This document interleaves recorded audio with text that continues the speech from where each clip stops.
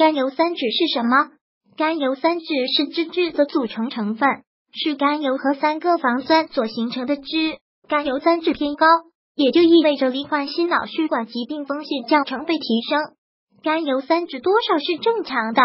因原升高 1.7 到 2.26 毫摩尔每 L， 轻中度升高 2.27 到 5.63 毫摩尔每 L， 严重升高 5.65 毫摩尔每 L。 甘油三酯超标会怎么样？甘油三酯过高会使血液流速降低，加速胆固醇沉积在血管内，从而加速动脉硬化，促进动脉高。甘油三酯的直接后果就是因脂质含量过高而导致血液粘稠度增加，这会促使脂质在血管壁的沉积，进而引起动脉粥样硬化。随着粥样硬化程度的不断增大，血管腔不断变窄，血流逐渐变缓，而一旦粥样斑块脱落，就会形成血栓堵塞血管，诱发脑卒中、冠心病、心梗等严重的心脑血管疾病。身体血脂高的4个症状，你有没有？一、双腿无力。如果出现了双脚麻木和无力的症状，真有可能是下肢动脉硬化的信号，而且这说明高血脂的症状已经相当严重了，出现了动脉硬化闭塞的现象。二、双脚抽筋。如果经常出现后脚跟和前脚趾有抽筋的症状，但是坐起来或者摇晃之后，疼痛和抽筋的症状就可以得到缓解，这些症状很有可能是高血脂造成的。三、头昏脑胀。早晨起床后感觉头脑不清醒，午后易犯困，夜晚很清醒，经常感觉头昏脑胀，常常会忘记事情，感觉四肢很沉重，或者四肢没有感觉等，这些都是高脂血症的前兆。四、黄色素斑。眼睑上出现淡黄色的小皮疹，刚开始是微米粒大小，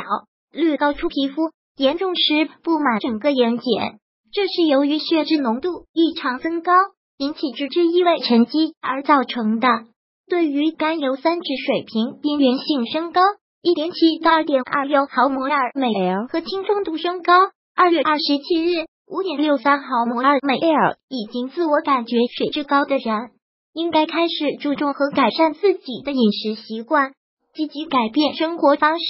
就能改善自身的血管情况。给大家这2招，照着做，会有意想不到的效果。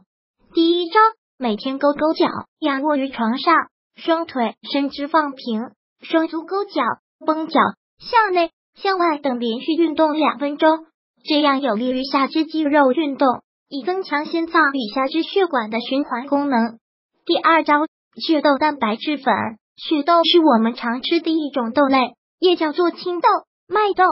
它含有丰富的卵磷脂、叶酸、蛋氨酸、钾、纤维素等，可以降低血液中的胆固醇、甘油三酯、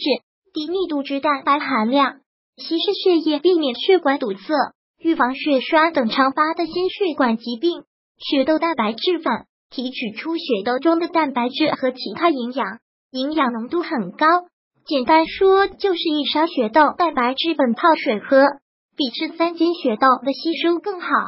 而且吃起来也很方便。早餐喝一杯吸收更好，这2种事情一起要配合使用，才能起到最好的效果。坚持下去，不出半个月，你就会发现